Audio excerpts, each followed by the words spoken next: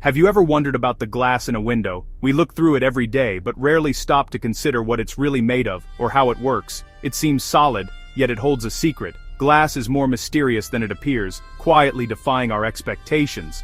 Glass isn't a true solid, like a diamond or iron block. Those materials have atoms arranged in neat repeating patterns, giving them their strength and clarity. It's an amorphous solid, a material with a chaotic internal structure. The atoms inside glass are jumbled, frozen in a random arrangement. Imagine shrinking to the size of an atom and walking through glass. You wouldn't find neat rows or tidy grids, but a tangled maze of atoms, each one locked in place. You'd find a scene of disarray, unlike the orderly structure of a true solid. This lack of order is what sets glass apart from other materials we call solids. This hidden disorder makes glass unique, transparent, and shatter in a distinct way. Its unpredictable structure is the reason for its beauty and fragility. While it holds its shape, its internal blueprint is that of a liquid stopped in its tracks. It's as if the glass is a liquid that never finished flowing. This strange nature has led to the myth that glass flows over time, like a thick river of honey. People once believed old windows were thicker at the bottom because the glass had slowly moved. But the truth is, glass is a snapshot of chaos.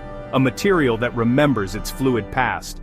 It's frozen in a moment, between liquid and solid, never quite becoming either.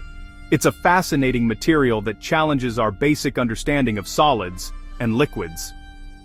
Scientists are still uncovering its secrets, exploring how its structure affects its properties. Glass is a material caught in a state of suspended animation, frozen in a moment of disorder. Every window is a silent testament to the strange and beautiful science of the everyday. What does it mean to be an amorphous solid? The answer is more fascinating than you might expect, and it challenges our basic ideas about what makes something a solid in the first place. Most solids, like salt or sugar, have a highly ordered repeating structure at the atomic level. But an amorphous solid is different. It lacks the ordered structure of a crystal. Imagine dumping a bucket of Lego bricks on the floor. The pile is solid, but the bricks are arranged randomly with no underlying order, just like the atoms in glass. Glass, plastics, and rubber are all examples of amorphous solids. They're made by cooling a liquid so quickly that the atoms don't have time to form a regular pattern. This rapid cooling traps atoms in random positions, like a game of musical chairs where everyone grabs a seat in a hurry, leaving the arrangement chaotic. Unlike water freezing into ice where molecules line up neatly, glass-making is a race against time. The liquid is cooled so fast that order never has a chance to form. In glass-making, molten sand, soda ash, and lime are heated to extreme temperatures, then cooled rapidly, trapping the atoms in place before they can organize. This is why glass is sometimes called a supercooled liquid. It behaves mechanically like a solid, but its internal structure is more like a frozen liquid snapshot. Its random atomic arrangement allows light to pass through with minimal scattering, making glass transparent and perfect for windows and lenses. In a crystal, repeating planes of atoms scatter light, often making the material opaque or cloudy, but glass's atomic jumble lets light slip through almost unhindered. This unique internal structure isn't just a scientific curiosity, it's the very reason why glass is clear and so useful in our daily lives. Glass is a paradox, a transparent sheet that captures the essence of a liquid, yet feels and acts like a solid. It's a material that defies easy classification, challenging our understanding of matter, and reminding us that nature doesn't always fit into neat categories. To truly appreciate glass, we must zoom in on its molecules, peering into a world invisible to the naked eye. Here, the secrets of its unique nature are revealed. In a typical liquid, molecules are in constant motion, sliding and flowing past one another with ease, always shifting and rearranging. But in glass, those same molecules are frozen mid-motion, locked in place as if time itself has stopped for them. The journey begins with molten sand, silicon dioxide, heated to a staggering 1700-degree C, transforming it into a glowing, flowing liquid. As this molten glass cools, its atoms slow down, yearning to arrange themselves into a neat repeating crystal structure, but instead, they become trapped in place, unable to reach that perfect order.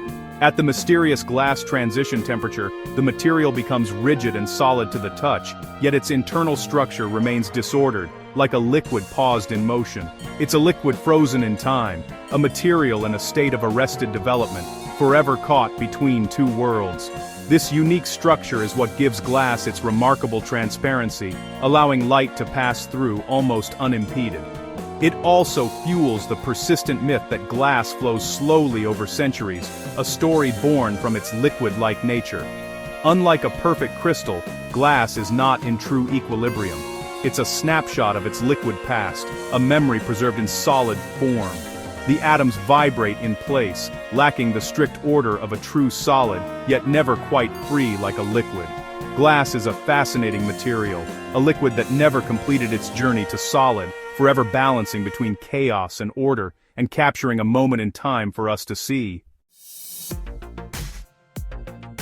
Medieval cathedrals' stained glass windows sparked a myth. Glass flows over time. The panes are thicker at the bottom, suggesting slow flow, but it's a myth. The unevenness is due to medieval glassmaking techniques, not gravity-induced flow. Glassmakers spun molten glass into discs, thicker at the center.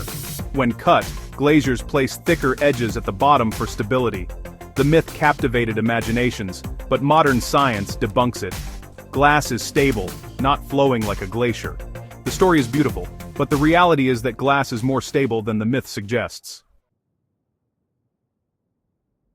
If cathedral glass isn't flowing, does glass flow at all? The science is intriguing. Glass's viscosity is unimaginably high, far greater than honey or pitch. In a famous experiment, pitch drops fall once a decade, but glass is more viscous. For noticeable flow in glass, you'd need to wait longer than the universe's age.